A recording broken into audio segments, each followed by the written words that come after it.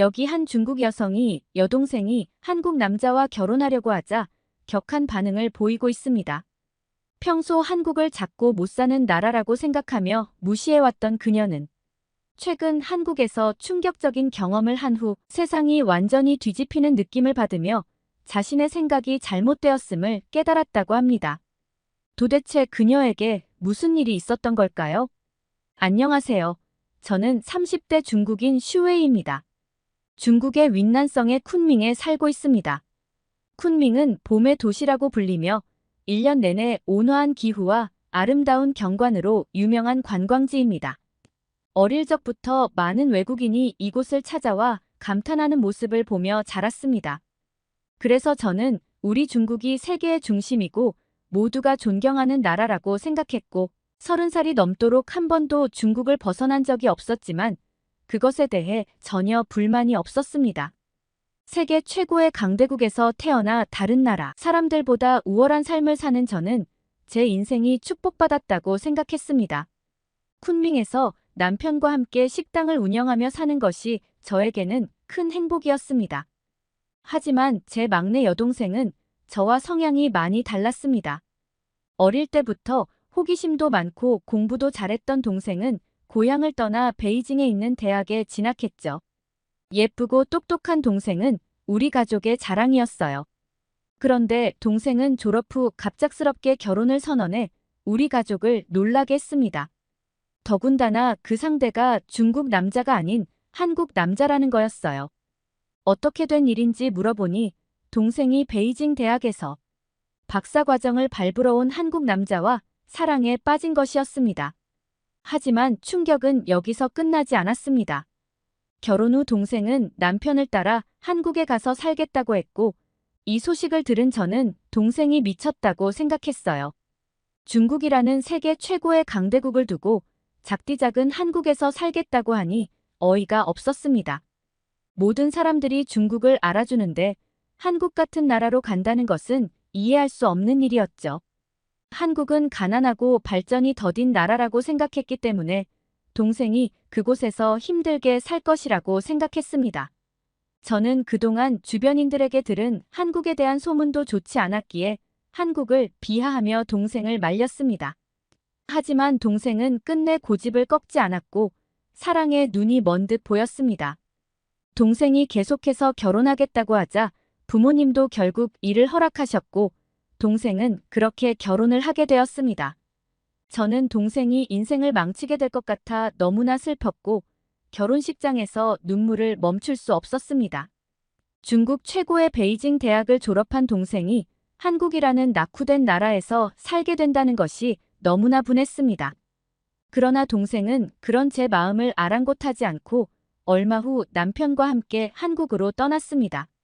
그날 이후로 매일 밤 저는 동생이 한국에서 힘들게 지내는 악몽에 시달리며 잠을 설치곤 했습니다.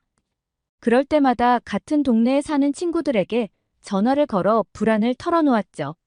한국은 우리 중국과 모든 면에서 차이가 날 텐데 동생이 어떻게 잘 지낼지 너무 걱정돼. 라고 말이죠.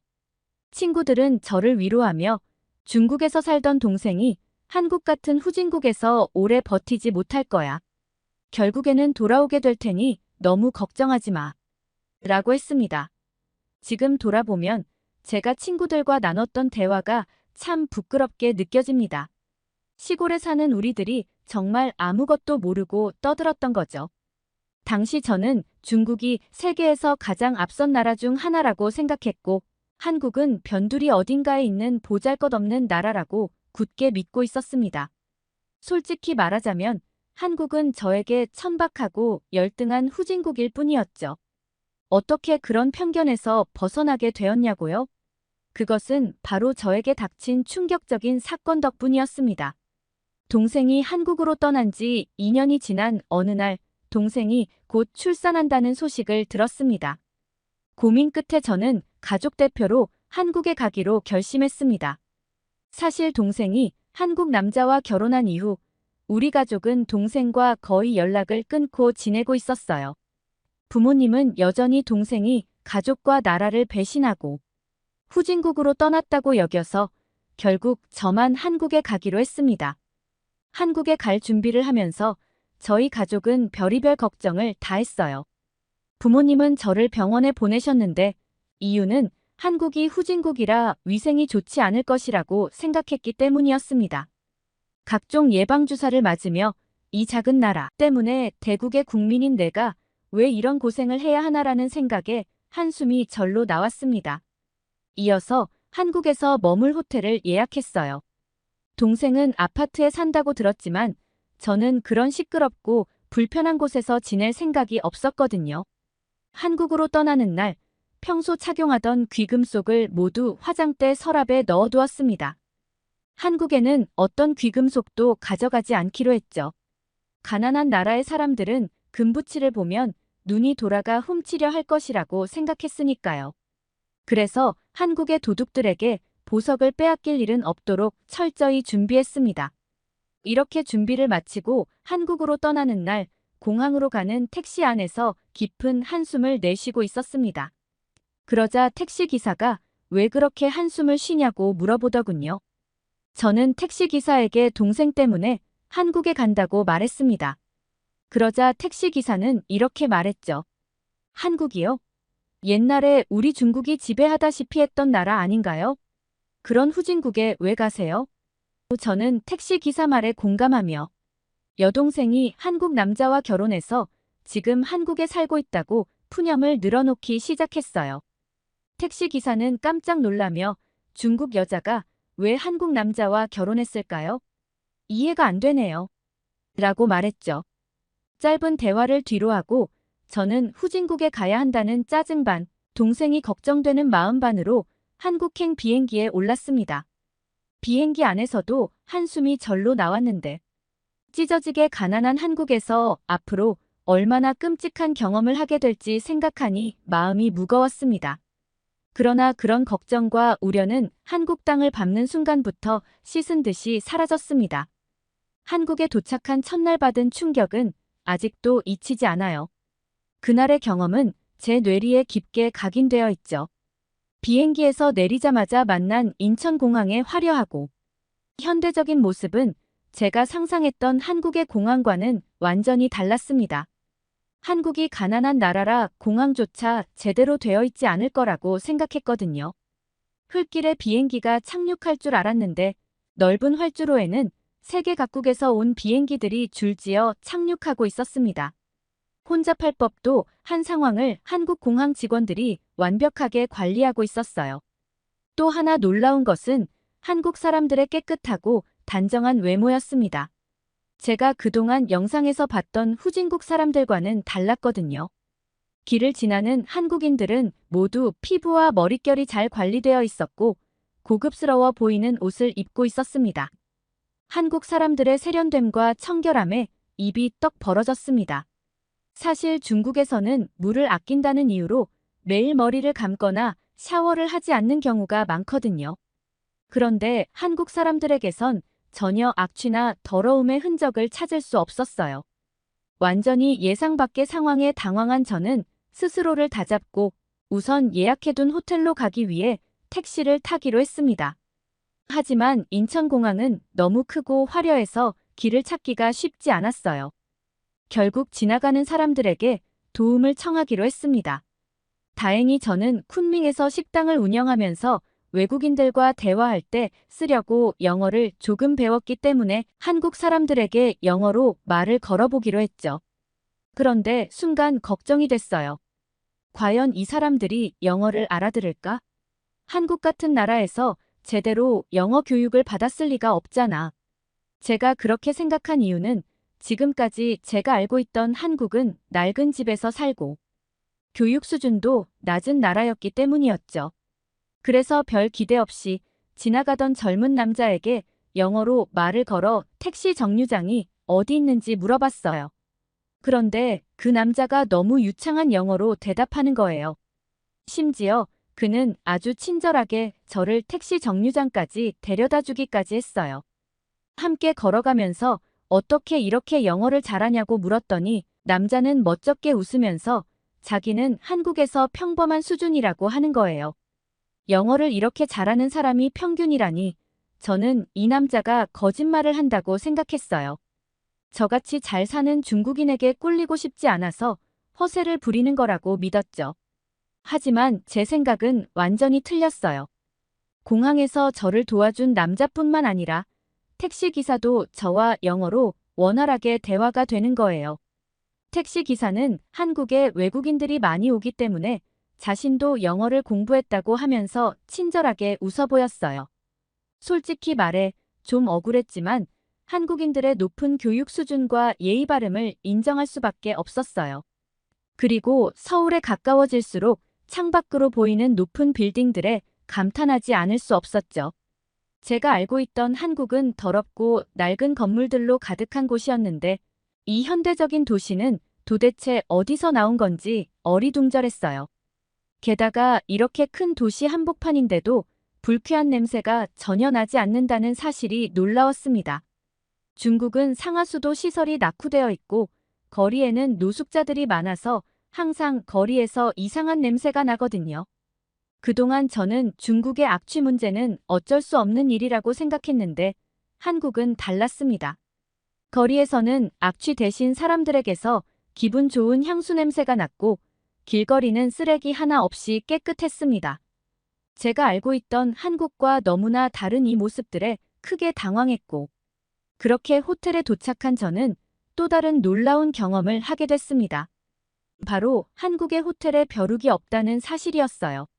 말하기 부끄럽지만 중국에서는 고급 호텔이라도 벼룩이 많아서 항상 잠자리에 들기 전에 긴장을 하게 되거든요. 그런데 한국의 침구는 너무 깨끗하고 쾌적해서 오랜만에 가려움 없이 편안하게 잠들 수 있다는 것이 믿기지 않았어요. 벼룩 걱정 없이 푹 잘 수 있다는 사실에 한국에 대한 인식이 조금씩 바뀌기 시작했습니다. 다음 날 아침 샤워를 하면서 또 한 번 놀랐는데요. 바로 한국의 물이 너무 깨끗했던 것입니다. 중국의 수돗물에는 석회질이 섞여 있어 마실 수도 없고 샤워를 해도 찝찝한 기분이 드는데 한국의 수돗물은 맑고 석회질 냄새도 나지 않았던 거죠. 한국 사람들이 매일같이 이렇게 깨끗한 물을 사용하며 산다는 사실에 엄청난 부러움을 느꼈어요. 게다가 화장실도 방도 모두 흠잡을 데 없이 청결했죠. 특히 벽지가 너무 깨끗해서 저는 방 청소를 하던 메이드에게 혹시 최근에 도배를 했는지 물어봤어요. 그러자 메이드는 웃으며 1년이 넘었다고 대답했어요. 1년이 지난 벽지가 이렇게 깨끗하다니 저는 너무 놀라서 말을 잃었어요. 사실 중국에서는 사람들이 귓밥이나 침, 가래 같은 것을 벽지에 쓱쓱 닦아내는 경우가 많아요. 그래서 벽지가 더러워지기 일쑤죠. 그런 환경에서 살아온 저는 한국의 벽지가 이렇게 깨끗한 것을 보고 큰 충격을 받았습니다. 결국 한국 사람들은 절대 그런 행동을 하지 않는다는 뜻이잖아요. 어떻게 후진국 사람들이 우리보다 시민의식이 높을 수가 있지? 이렇게 의아해하며 동생이 있는 아파트로 향했습니다. 그러나 곧 방금 느꼈던 포근함과 부러움은 사라지고 걱정이 밀려오기 시작했어요. 중국의 넓은 집에서 살던 동생이 서울의 좁고 복잡한 아파트에서 잘 지낼 수 있을까? 만약 동생이 허름하고 비좁은 곳에 살고 있다면 어떻게든 설득해서 데리고 중국으로 돌아갈 결심을 했습니다. 잠시 후 택시가 동생의 아파트 단지에 도착했고 저는 불안한 마음으로 택시에서 내렸습니다. 그러나 그 순간 입이 떡 벌어졌어요.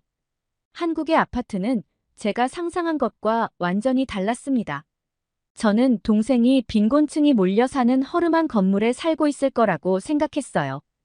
그래서 강도 문제도 자주 발생하고 소음과 위생 문제도 심각할 거라 예상했죠.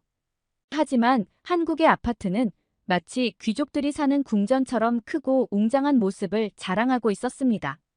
제 예상과는 전혀 다른 모습에 충격을 받았어요. 동생이 사는 아파트 단지는 깨끗하고 보안도 철저해 보였습니다. 물론 중국에도 이렇게 고급스러운 아파트가 있긴 하지만 그런 곳은 정말 부유한 사람들만 살 수 있거든요. 그런데 평범한 시민인 동생이 이런 곳에 산다니 믿기지 않아 한참을 멍하니 서 있었습니다. 그런데 더 놀라운 것은 한국의 아파트가 단순히 크기만 한 게 아니라는 점이었어요. 이 아파트 단지는 제가 여태까지 보지 못했던 여러 시설들로 가득 차 있었습니다. 먼저 아이들을 위한 안전하고 청결한 놀이터가 여러 군데 있었고, 주민들이 산책할 수 있도록 아름다운 정원과 분수대도 많았습니다. 저는 동생이 허름한 동네에서 어렵게 살고 있을 것이라고 생각했는데, 그런 제 예상이 완전히 빗나갔다는 걸 깨달았습니다. 동생이 살고 있는 한국이 이렇게 좋은 곳이라니 도대체 어떻게 된 일인지 이해할 수 없었습니다. 한국은 후진국이라고만 생각했는데 이 상황을 받아들이기 힘들었죠. 그래서 이 아파트가 겉모습만 번지르르한 것일 거라며 스스로를 설득하며 동생의 집으로 향했습니다. 하지만 잠시 후 제 자존심은 완전히 무너지고 말았어요. 동생은 아파트 35층에 살고 있었는데 그곳으로 가는 길에 다시 한번 충격을 받았습니다. 호텔도 대기업 건물도 아닌 평범한 사람들이 사는 아파트임에도 불구하고 엘리베이터는 매우 빠르고 조용하게 움직였습니다. 눈 깜짝할 사이에 1층에서 35층까지 올라갔고 한국의 기술력에 감탄하지 않을 수 없었어요. 마침내 동생의 아파트 현관문을 여는 순간 저는 그야말로 기절할 뻔했습니다. 동생의 집에 들어서자마자 눈앞에 펼쳐진 광경에 압도당했습니다. 매끄러운 대리석 바닥과 반짝이는 벽, 최신식 럭셔리 전자제품들, 그리고 최고급 비품으로 가득 찬 화장실까지 모든 것이 너무나도 화려했죠. 저는 동생에게 복권이라도 당첨된 건지 물어볼 수밖에 없었습니다. 동생의 대답은 더욱 충격적이었죠. 언니, 이 정도로 부자라고 하면 나 욕먹어. 여기서는 이 정도는 기본이야. 여러분, 동생의 말을 듣고 얼마나 놀랐을지 상상해보세요. 제가 알고 있던 한국은 더럽고 냄새나는 집에서 어렵게 사는 사람들이 대부분인 줄 알았는데 이 모든 것이 사실이 아니었다니요. 마치 세상이 거꾸로 돌아가는 것 같았습니다. 중국과 한국은 비교할 수 없을 정도로 격차가 크다고 생각했는데 실제로는 그렇지 않았던 거죠. 어쩌면 두 나라의 수준이 비슷할 수도 있다는 생각이 들었습니다. 사실 한국이 더 잘 사는 최첨단 국가일 수도 있다는 현실은 제 자존심에 큰 상처를 주었어요. 시무룩해진 저는 동생에게 솔직하게 말했죠. 한국이 내가 생각했던 것처럼 가난한 나라는 아닌 것 같아. 내가 잘못 알고 있었나 봐. 그러자 동생은 한국이 경제적으로 잘 살기만 하는 게 아니라 문화적으로도 매우 발전한 나라라고 말하며 저를 더욱 놀라게 했습니다. 하지만 저는 동생의 말에 쉽게 동의할 수 없었어요.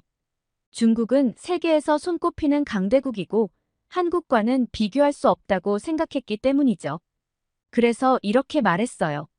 한국이 경제적으로 발전한 건 인정하지만 문화나 기본 예절은 우리 중국을 따라잡을 수 없을 거야.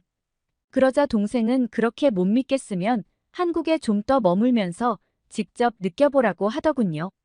저는 코웃음을 치며 동생의 제안을 받아들였고 그날부터 제 한국 탐방이 본격적으로 시작되었습니다. 그런데 예상과 달리 제가 한국에서 지내면 지낼수록 한국은 놀라운 나라였습니다. 가장 먼저 느낀 한국의 매력은 안전함이었죠. 중국에서는 해가 진 후 여자가 혼자 거리를 걷는 게 정말 위험해요. 그래서 여자들은 밤에 외출할 때 항상 경계를 늦추지 않죠.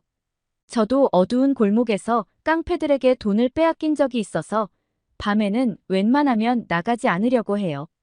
그런데 한국의 밤거리는 완전히 달랐어요. 밤이 되어도 가로등이 많아서 길이 환하고 곳곳에 CCTV가 있어서 범죄가 일어날 엄두를 못 내는 환경이었어요. 그래서 한국 사람들은 밤 늦게나 새벽에도 걱정 없이 길을 다닐 수 있더라고요. 이렇게 치안이 잘 되어 있는 나라는 중국 어디에서도 찾기 힘들 거예요. 한국은 낮에도 활기차고 생동감 넘치지만 밤에는 더욱 빛나는 매력을 가지고 있었어요. 이게 좀 부러워서 동생에게 물어봤어요. 한국에는 왜 이렇게 CCTV가 많아? 혹시 정부가 사람들을 감시하려는 거 아니야? 내가 이렇게 묻자 동생은 웃으며 한국은 그렇지 않다고 했어요. 여기서는 개인의 사생활을 보호하기 위해 CCTV 사용이 엄격하게 규제된다고 하더군요. CCTV를 이용해 사람들의 사생활을 침해하면 큰일 난다고 했죠. 이 말을 듣고 놀랐어요. 중국에서는 국가가 국민들의 생활에 개입하는 것이 당연하게 여겨지는데 한국에서는 CCTV가 감시의 도구가 아니라 안전을 위한 것이라니. 이 차이가 저를 혼란스럽게 했어요. 이쯤 되니 선진국이 과연 중국인지 한국인지 다시 생각하게 되었어요. 게다가 한국 사람들은 외국인인 저에게 너무 친절하고 따뜻하게 대해줬어요. 어디를 가든 밝은 미소로 맞아주었고, 그럴수록 제가 한국을 잘못된 선입견으로 바라봤던 것이 부끄러워졌습니다. 세상과 현실에 대해 잘못 알고 있었던 저 자신에게도 실망스러웠고요. 한국에서의 즐거운 경험을 마친 후 저는 동생이 한국에서 사는 것을 선택한 이유를 이해하게 되었습니다. 그리고 한국에 대해 잘못된 생각을 가지고 있었고 동생과 매제에게 무례하게 행동했던 것을 진심으로 사과했어요. 정말 미안해. 그동안 나는 중국이 최고라고만 생각했는데 내 생각이 완전히 틀렸다는 걸 깨달았어. 한국이 이렇게 훌륭한 나라라는 걸 알게 되어 정말 기뻐. 앞으로 태어날 조카와 네가 이런 멋진 곳에서 살아간다는 사실에 안심이 돼. 말을 하는 동안 눈물이 핑 돌았어요. 왜냐하면 그동안 정부에 통제된 정보만 믿고 살아왔던 제가 한심하고 불쌍하게 느껴졌기 때문이에요. 동생과 매제가 제 손을 꼭 잡아주며 말했어요. 중국에 돌아가면 한국이 얼마나 좋은 나라인지 다른 사람들에게도 알려줘.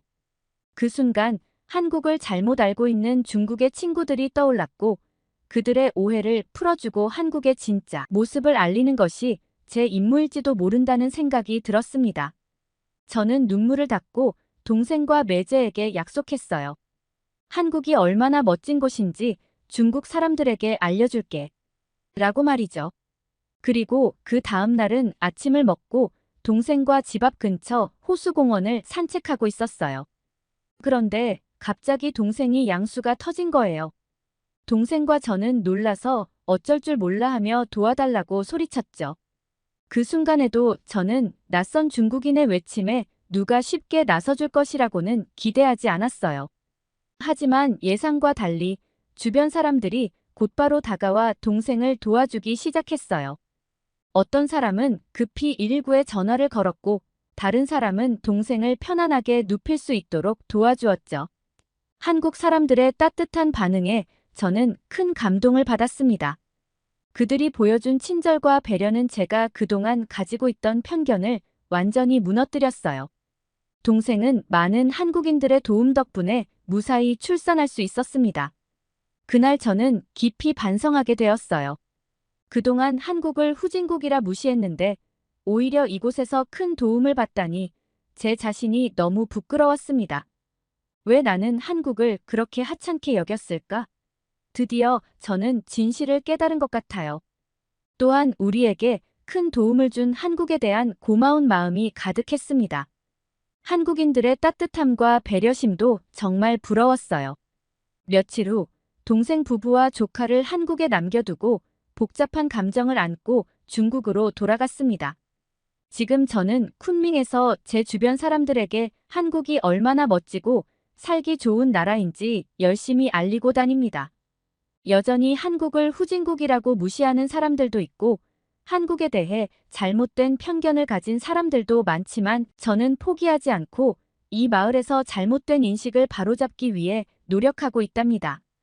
오늘의 사연 어떠셨나요? 오늘 사연 재밌게 들으셨다면 구독, 좋아요 눌러주시고 댓글도 많이 달아주세요. 여러분의 많은 관심은 영상 제작에 큰 힘이 됩니다. 이상 감동 공간이었습니다.